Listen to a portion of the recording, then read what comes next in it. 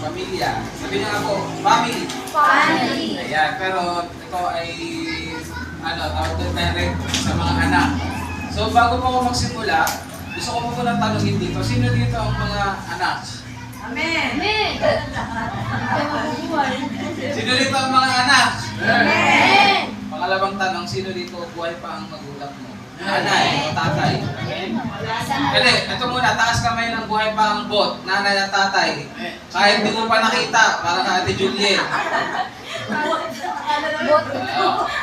Bot. Ano yung binili? Bot?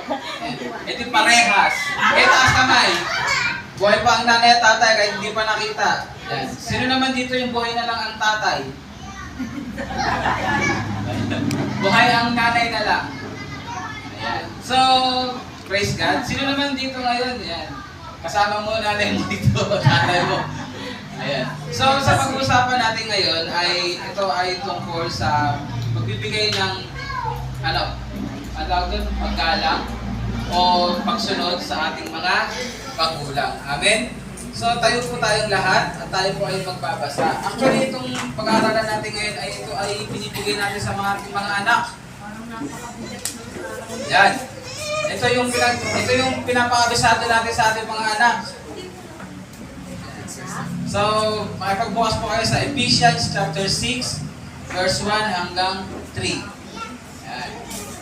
Ephesians of Efeso, chapter 6, verse 1 hanggang 3.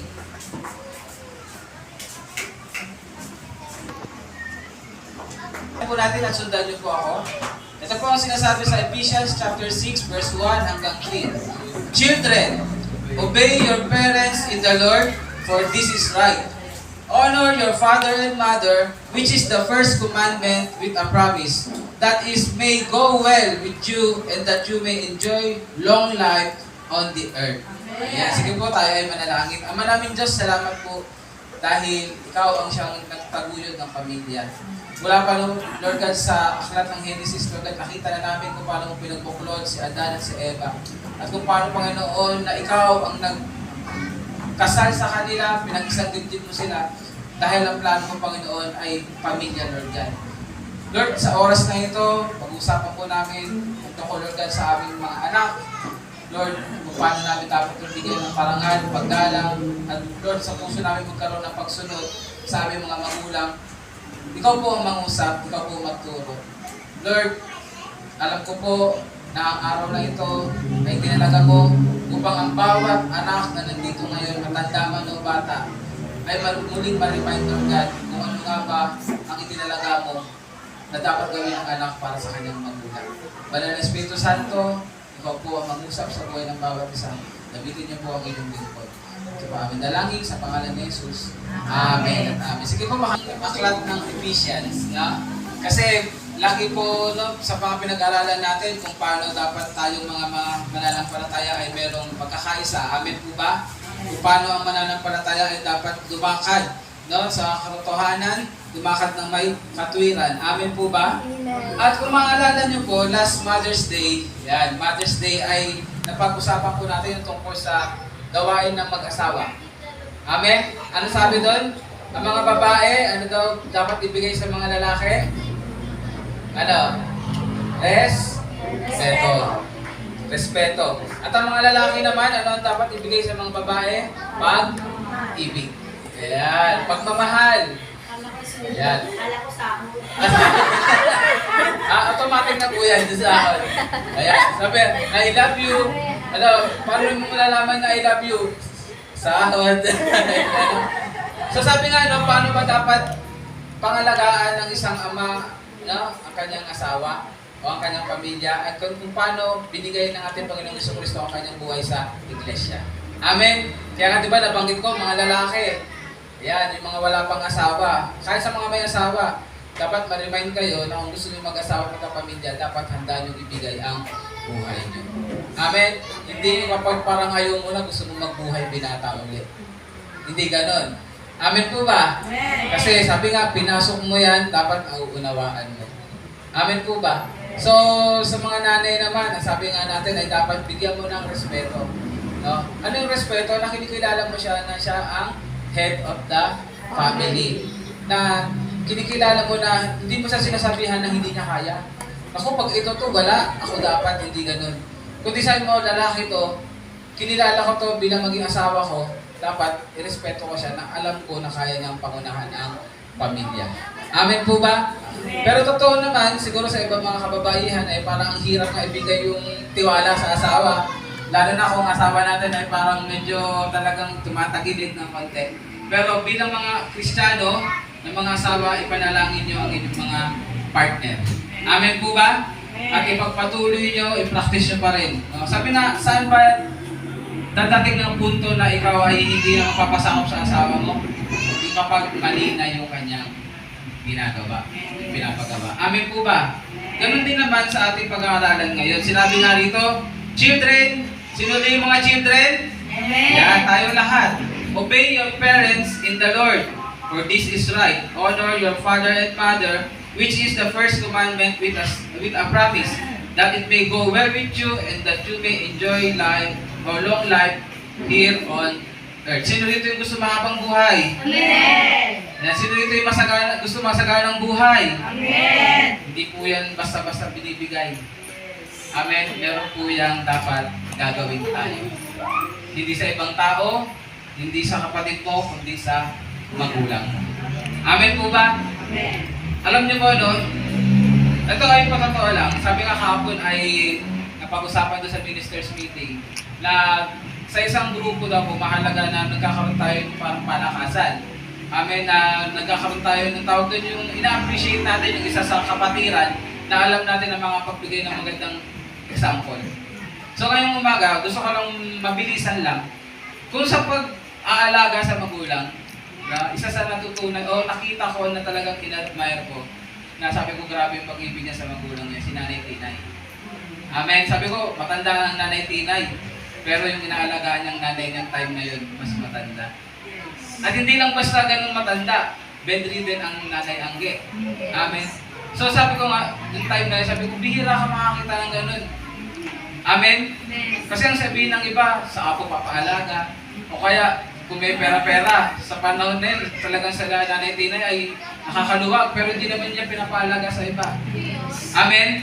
So sabi ko, no, ito sinasabi ko sa inyo for God's glory na tayo ay ma-inspire sa buhay ni Nanay Tinay. Amen. Amen? So kung may pagkakataon kayo yung magulang nyo, kasama nyo pa, na kung meron pa kayong parang gustong gawing ehemplo, Nanay Tinay. No, sabi nga sa istorya ng Nanay Tinay, kayo na lang magpa-istorya kay Nanay. Gusto niya magkwento. Kape tayo. Magkape kayo at kwento ni Nanay Tinay istorya sa magulang niya. Masasabi niyo rin na hindi siya yung katulad na parang ideal. Nasasabihin mo ay talagang kaala-alaga. No, pero sa buhay ni Nanay Tinay, in-honor niya ang kanyang magulang. Amen. Amen. Hanggang sa huling hininga. Sabi nga, 2 taon na lang, may 100,000 na kasi hindi talaga umabot eh. 98 lang eh. Pero ba't ko binanggit yun? Kasi we are blessed. Amen. Ang MCC San Jose ay blessed dahil meron tayo sa pag-uusapan natin ngayon, may naging ehemplo. Amen. Sabi ko nga sa buhay ng asawa ko ngayon, kikilalanin pa lang niya yung tatay niya. Sabi ko nga, ang sagot na lang ay kung sasabihin ng tatay niya, ay oo o hindi. Pero I doubt, sasabihin ko talaga, sa pictura pa lang nila. No. Sabi ko, paano kung halimbawa hingi ng panahon na mag-request, halimbawa, tatay mo, alagaan mo. Sabi ko, caregiver ka pa naman. Sabi ko, hindi natin alam, pero may purpose ang lahat ng bagay. Na kung yun yung time na makasama mo siya, di ba? Sabi nga, no, kung ikaw ay nakapagbigay ng panahon sa iba, why not dun sa kaluluwa mo talaga? Dun sa matagal mo lang tayo. Pero hindi pa natin alam, but then, nagiging open na tayo sa mga possibilities. Amen? So, tayong mga anak, napakahalaga po na meron tayong pagkilala sa ating mga magulang. Amen. Amen? Ano man at sino man sila na naging sa ating mga anak. Anong ibig sabihin? Meron sa atin, nakita natin ang magulang natin, ang iba ay malupit na magulang. Amen? Di ba sa atin may nasasabi na parang magulang na hindi nagmamahal sa atin? Meron namang iba, sobrang pagmamahal. Meron namang iba ay compromise na pagmamahal, na kahit mali na. Pero all in all, tayo mga anak, napakahalaga po na meron tayong pagkilala sa ating mga magulang. Tulad nga po na nabanggit kanina ni Juliet, alam niyo po, kung hindi ginamit ng Lord ang magulang mo, wala ka. Kaya nga walang anak na pwede magmalaki sa magulang. Tandaan niyo yan. Huwag na huwag ka magmamalaki sa magulang mo kahit sabihin mong ikaw, lumaki na yung pinagkakakitaan mo. Kahit na sa tingin mo, mas umangat ang buhay mo, mas maganda ang buhay mo kaysa sa magulang mo. No. Dahil kung wala siya, wala. Can we say amen? Ayan. Isang bagay po yun na dapat maanawaan ng mga anak para tayo mga anak, alam mo kung ano ang pwesto mo. Sabihin mo nga sa katabi mo, alamin mo ang pwesto mo. Alamin mo ang pwesto mo Bilang anak. bilang anak. Yan, know your place. Amen. Alam niyo po kasi ngayon, siguro talagang niloob ng Lord, hindi siguro kundi talagang niloob ng Lord na marinig ko ng bawat mga anak. Kasi sa panahon ngayon, iba na. Kung mapapansin natin, ang gusto ng gobyerno o gusto ng batas ngayon, ang magulang ang sumunod sa anak. So, parang ang nalabas nga ay parang Ephesians 6 verse 1, parents, obey your children. Diba? Hindi mo na pwedeng paluin kapag nasaktan ng damdamin. Diba? So, napaka-crooked. Yan, crooked na. Diba talagang twisted na ang nagiging way ng pagkilos sa isang pamilya ngayon.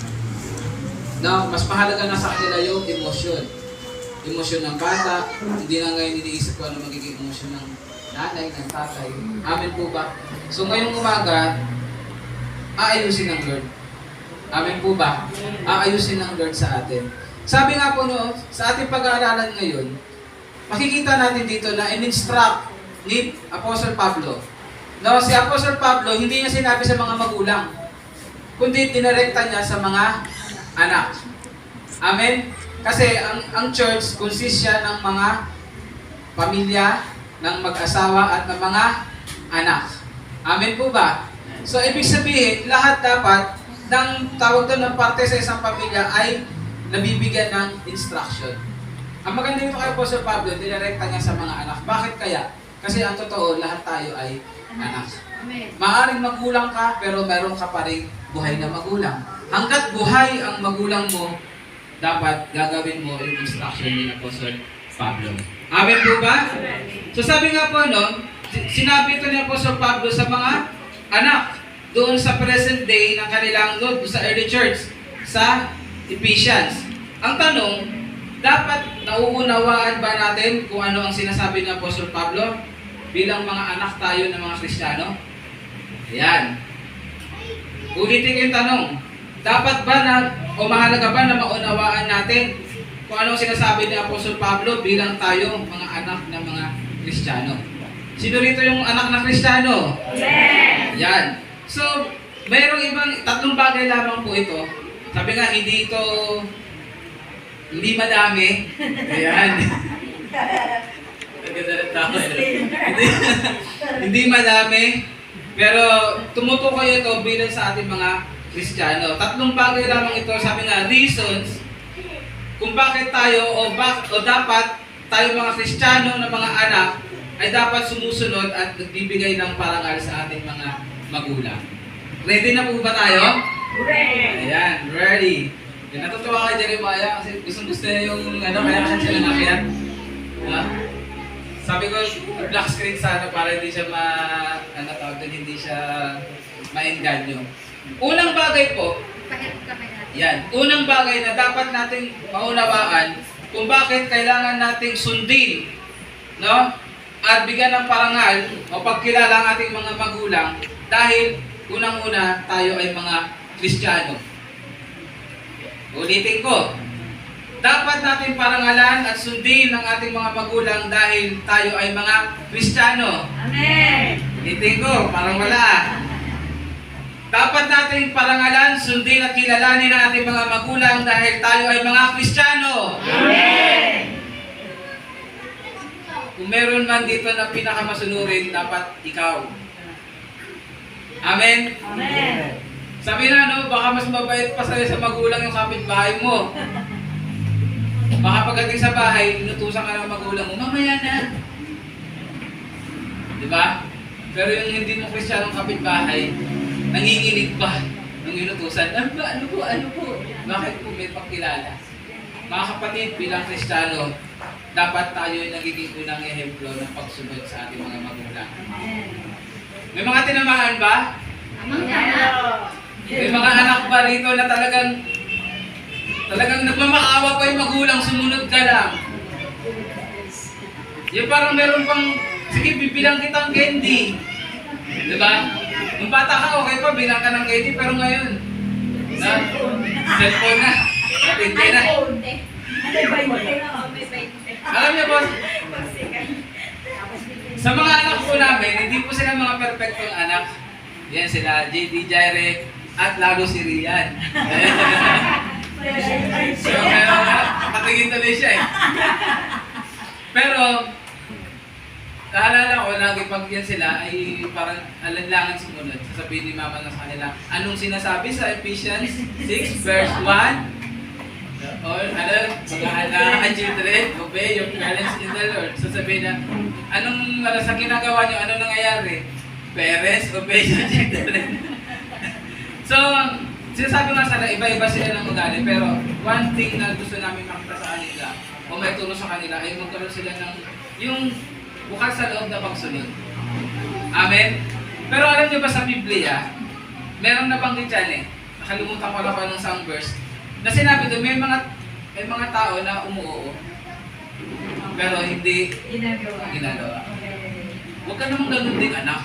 Umuoo ka para lang tigilan ka ng magulang mo. Pero pagbalik nila, ano nagawa mo? Ay, nakalimutan ko eh. Pero totoo, hindi mo nakalimutan.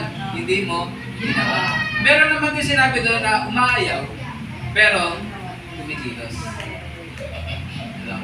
Sa tingin ba natin, ano mas maganda? Actually, walang mas maganda. Bakit? Kasi dapat hindi din tayo makitaan na para tayong nagagalit. Dapat meet in the middle. Ano yun? Na sumusunod ka at meron kang kagalakan sa pagsunod sa magulang mo. Amen po ba? So bilang Kristiyano, kasi sinabi yan eh, basahin natin na, children, obey your parents in the Lord. Ano daw po? Sundin niyo ang yung mga magulang alang-alang sa Panginoon. So ano yung ibig sabihin nun? Di ba pinag-usapan natin yung sinasabi sa Colossians 3:20, ano yun? Kung ano man ang gawin mo sa pagkain mo, sa pag-inom mo, sa lahat ng ginagawa mo, gawin mo ito na parang ginagawa mo paglilingkod sa Panginoon. Malinaw po ba yun? So, unang bagay, kung bakit kailangan nating sundin, bigyan ng parangal at pagkilala ang ating mga magulang dahil walang ibang dahilan kundi dahil Kristiyano ka na. Dapat yung word pala na sinabi mo sa sarili mo, mayroon akong relationship kay Lord. Dapat, unahin mo rin magkaroon ka ng magandang relationship sa parents mo. Amen po ba? Malinaw po ba yun? Sabi ko lang, hindi ko napapakalawakan eh. Kasi pag pinalawa ko, malawak talaga eh. Pero simplihan na lang natin, Kristiyano ka na. Sabi mo sa katabi mo, Kristiyano ka na. Kristiyano ka na. Kaya sumunod ka at kilalanin mo ang magulang mo. Amen. Pwede ba palakpakan natin ang Lord? Yan. So, sabi nga, alang-alang sa Panginoon. Paano mo sinusunod magulang mo? Paano mo kinikilala magulang mo? Alang-alang sa Panginoon. No, sabi nga, nakakalugod ba sa Lord? Sige nga, nakakalugod ba sa Lord? Yung pag ginagawa mo sa magulang mo? O sasabihin ng Lord, parang gusto kong unahin kumain itong anak kaysa sa nanay o sa tatay. Makulit eh. Yeah, gusto kong garot. Kailangan ng garotin ito. Ayan, Kristiyano na tayo. Pag sinabi Kristiyano, hindi yan tungkol sa sarili mong bait. Hindi yan tungkol sa sarili mo, kundi makinig ka sa banal na Espiritu Santo. Guided ka eh. Ibig sabihin, nagsasalita pa lang magulang mo, may crush para sa'yo, nangungusap na sa'yo banal na Espiritu Santo. Gawin mo. Sundin mo. Amen po ba? Ayan. Sige. So, ayun po yung una. At pangalawa. Nalagay mo dyan ha. Ayan. Sige po, basahin na natin. 1, 2, 3. Obedience is ano daw po? Right. Ibig sabihin daw po, ang pagsunod ay tama. Do you agree? Amen. Ayan. Kailangan po natin maunawaan na nung sinabi ito ni Apostol Pablo, sinabi na kagad, Children, obey your parents in the Lord. Ano daw? For this is right. No? Dahil ito daw ay nararapat. Sabihin nyo nga po, nararapat. Isang bagay po na dapat maunawaan ng mga anak, no? Dapat marunong talaga tayo na, sabi nga nung maunawaan natin na tama, na tayo ay magpasakop sa ating mga magulang. Amen? Kaya nga po, isang bagay, no, na siguro binigay sa akin ng Lord ngayon, na pinaunawa sa akin ng Lord ngayon, na kailangan kong sabihin. Amen? Lahat naman tayo dito open, di ba, sa pagtuturo ng Lord? Amen. Masaktan man tayo, hindi.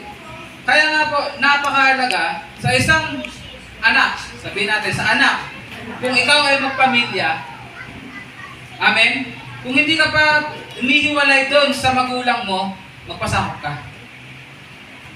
Amen po ba? Bakit? Kasi nandun ka pa sa bubong ng magulang. Amen po ba?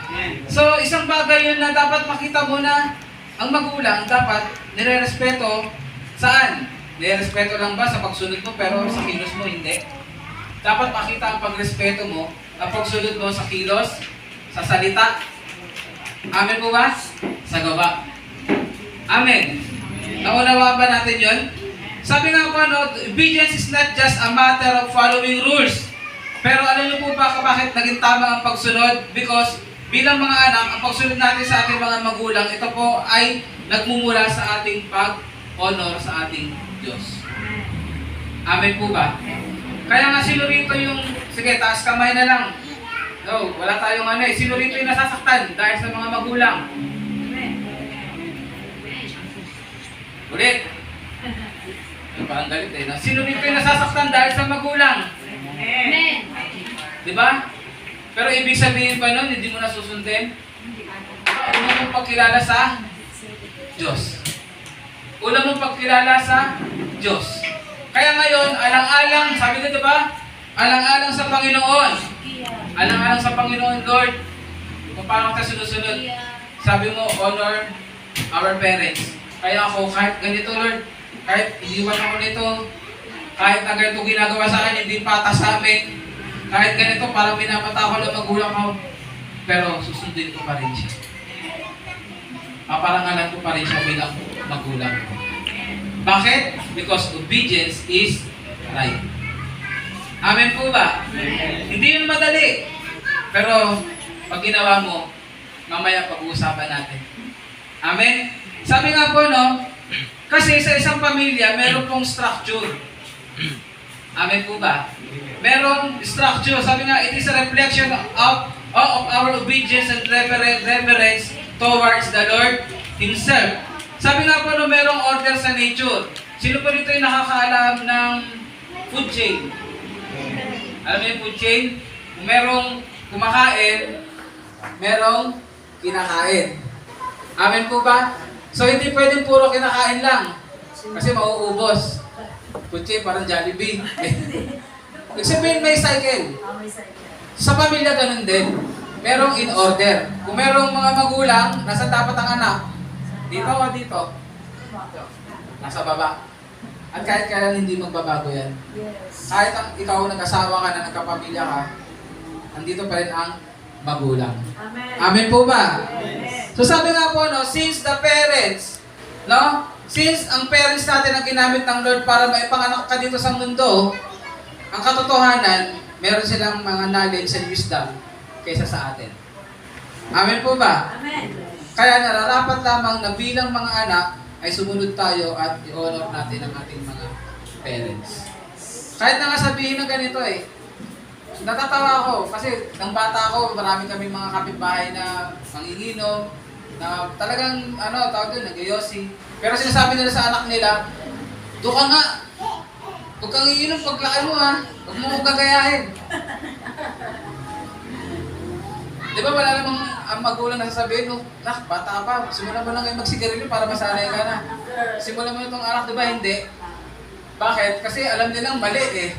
Kaya ayaw nilang gayahin ng anak. Ayun nga lang, siyempre, malungkot dahil sa sabi nga, kung naman na nakikita ng bata ay nagiging tama.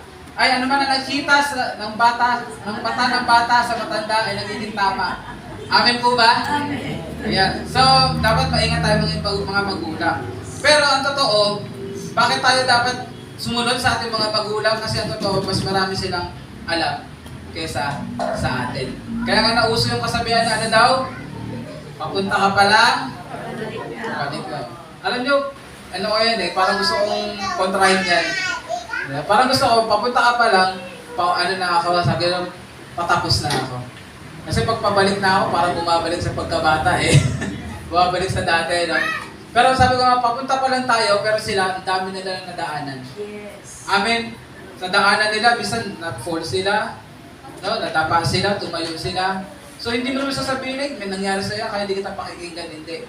Dahil sa mga nag-experience nila na yun, napakahalaga ng magiging payo nila sa atin. Amen. Amen po ba? Kaya nga sabi ko kay Julien, sa buhay natin Julien, si mami niya, pag kinakausap naman siya ni mami, hindi naman siya sinasabihan na magkakaya mo ako Di ba? Laging inaano sa kanya ng mami niya, maging maayos. Amen? Pero sabihin pa natin na walang karapatan ng mami niya na magsabi sa kanya ng gano'n. Isa nangyari sa buhay niya, parang hindi maganda. Di ba? Meron pa rin karapatan ang magulang. Bakit? Kasi ayaw nila mangyari sa anak nila yung nangyari sa kanila. Amen. Amen po ba? Ayan. So sabi nga po, no, naglagay ng tawag na differentiate kung ano nga ba yung obedience. Sabi nga po ng obedience ay minsan primarily ang focus nito ay actions. Amen? Pero pag sinabi naman po yung honoring o yung pagkilala, it goes beyond our actions. Dapat daw po pag honoring, kasama dito yung attitudes natin at kung ano po yung tibok ng puso natin para sa ating mga magulang. Amen? Ano ba ang tibok ng puso natin dapat sa ating mga magulang? Siyempre, automatic na ang pag-ibig. Pero ano yung sunod? Dapat yung pagkilala. Sabi nyo nga po, pagkilala. Ayan o, pagrespeto. Ayan yung mga bagay na hindi dapat nawawala sa isang anak para sa kanilang magulang. Amen po ba? Amen. So sabi nga po, no, to honor means to hold in high regard, to respect, and to value deeply. Ang lalim to hold in high regard. Pag sinabi to hold in high regard, talagang kinikilala mo siya na magulang mo siya. Na nagpapasalamat ka dahil kung hindi siya ginamit ng Lord, wala ka. Kaya huwag kayong maniwala din sa nangangarap kung iba lang magulang ko. Hindi mangyayari yun kasi kung sino yung magulang mo, yun ang magulang mo. Susi ka pa. Baka sabihin ng magulang mo, kung di sana yung anak ko, pinasaktan ka rin. No? Sila at sila yun. Kaya dapat magpasalamat ka sa Panginoon sa magulang mo. Ano man na nangyari, pasalamat ka. Sabi nga po dyan, to respect. Pag sinabing to respect, sabi nga nila, di ba, ang respeto ina-earn. Mga kapatid, pagdating sa magulang, hindi yan dapat ina-earn. Binibigay mo agad yan. Magulang mo yan. Amen. Amen po ba? Pero, tandaan nyo lagi, sabi lagi sa Biblia kung ano yung itinanim ay yung aanihin. Kapag ikaw hindi ka nagbigay ng respeto sa magulang mo, asahan mo pag ikaw